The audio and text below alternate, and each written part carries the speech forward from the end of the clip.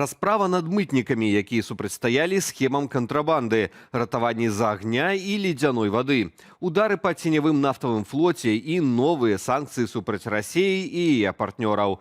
На Белсаце кароткае выданне навінаў чацвярга 8 студзеня. Пачынаем. Сталінскія тэрміны. Праваабаронцы з дысідэнт BY даведаліся пра выракі тром мытнікам, абвінавачаным паводле 8 артыкулаў, у тым ліку такіх палітычных, як здрада дзяржаве, удзел у экстрэмісцкім фармаванні і распальванне варожасці. Галоўнага інспектара мытнай службы Евгена Гурыновіча засудзілі на 13,5 гадоў пазбаўлення волі, Віктара Новіка на 13 гадоў, Владзіміра Журомскага на 12. Суд адбыўся яшчэ ў 2024. Паводле праваабаронцаў, прычыною пераследу сталася тое, што мытнікі змагаліся супраць кантрабанды беларускіх цыгарэтаў у еўразвяз, чым ламалі кантрабандныя схемы, звязаныя з рэжымам Лукашэнкі. Вядома, што Евген Гурыновіч атрымаў інваліднасць. У 2022 годзе мужчыну моцна збілі падчас затрымання і пашкодзілі спіну. Дональд Трамп даў зялёнае святло істотнаму ўзмацненню санкцыяў супраць Расіі. Пра гэта пасля сустрэчы з амерыканскім прэзідэнтам заявіў сенатар-рэспубліканец Ліндсі Грэм.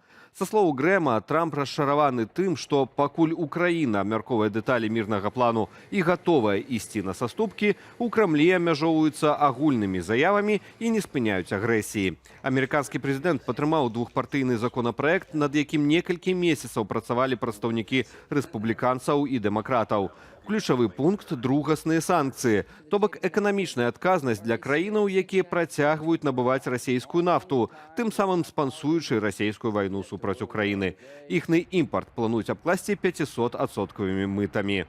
Грэм адзначыў, што разлічвае на шырокае двухпартыйнае падтрыманне для свайго законапраекту. Галасаванне можа адбыцца ўжо на наступным тыдні.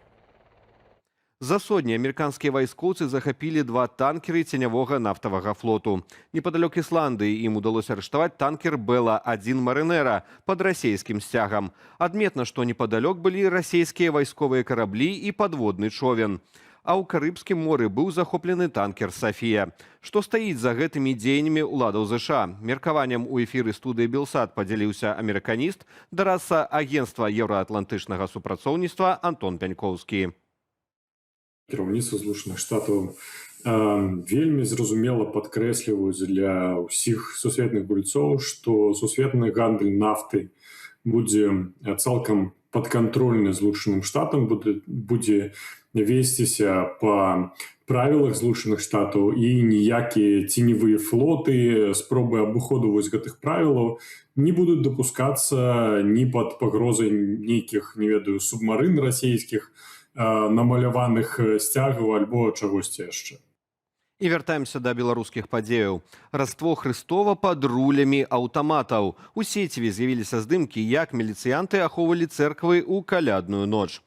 На кадрах сілавікі, якія пазуюць на фоне цэркваў з аўтаматычнай зброяй у руках.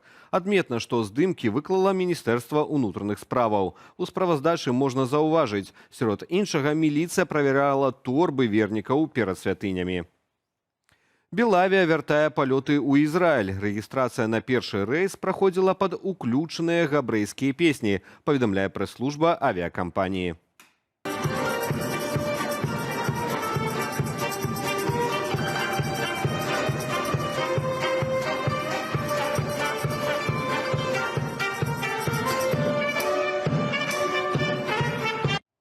Рэйсы з Менску ў Тель-Авіў запланаваныя на чацвер і нядзелю. Вылет з Беларусі о 7:10, прылёт у Ізраіль о 12:20. Зваротны рэйс з Тель-Авіву о 13:15 з прыбыццём у Менск о 20:40. Белавія не магла лётаць у Ізраіль амаль 4 гады, з лютага 2022 года. Моцны вецер і маразы. У Беларусі на сёння і заўтра абвешчаны аранжавы ўзровень небяспекі. Паводле сіноптыкаў, найцяжэйшая сітуацыя ў чацвер мае быць на паўднёвым усходзе Беларусі з парывамі ветру да 15-20 метраў за секунду. А ў пятніцу падобнае надвор'е будзе на ўсёй тэрыторыі краіны. Чакаецца завіруха, мокры снег. Тэмпература паветра ўначы можа дасягнуць мінус 12 градусаў, удзень мінус 10.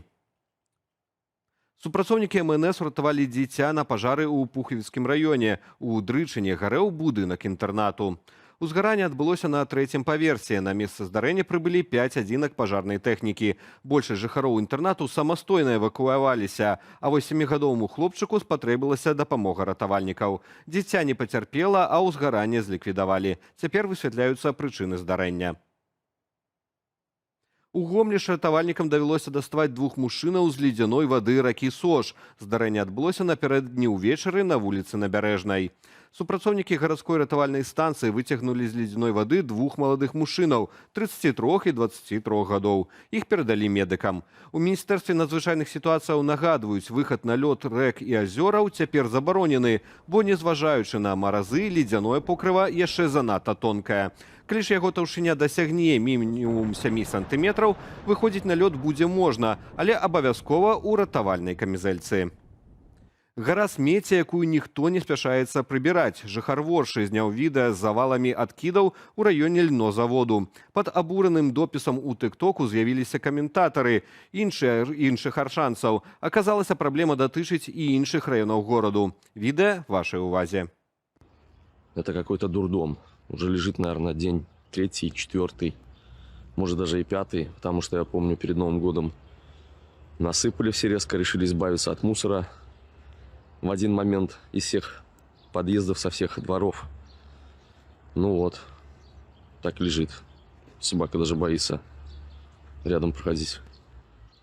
Год новы, а праблемы з бульбаю старыя. Хоць карняплод і не знікае з паліцаў крамаў, але якасць стратэгічнага тавару, як і раней, выклікае, мякка кажучы, пытанні ў пакупнікоў, якія дзеляцца абурэннем у сацыяльных сетках. Без комментара. Смотрите, какую картошку продают в Алме. Город Гродно. Разве такое может быть? Только на корм. По рублю продают. Или я что-то не понимаю?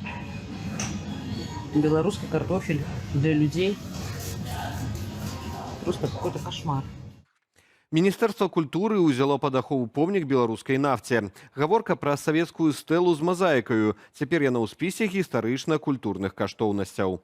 Інсталяцыя месціцца ў рэчыцкім раёне на 65-м кіламетры шашы Гомель-Калінкавічы, недалёка ад свідравіны нумар 8, дзе ў 1964 годзе упершыню атрымалі нафтавы фантан са значным прытокам.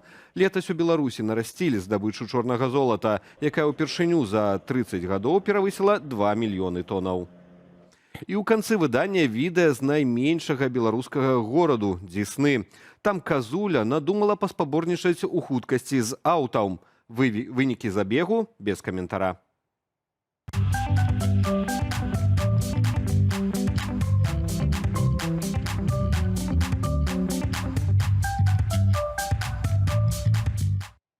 На гэтым завяршаем нашае выданне. Падрабязней пра развіццё падзеяў распавядуць мае калегі ў вечаровым эфіры аб'ектыву і студыі Белсат. Каб падтрымаць нашу працу, пракаментуйце нашае выданне ў Ютубе ці проста пастаўце падабайку. Ды падпісвайцеся на сацыяльныя сеткі Белсату. Але не забывайцеся на захады ўласнай лічбавай бяспекі. Беражыце сябе і заставайцеся з Белсатам.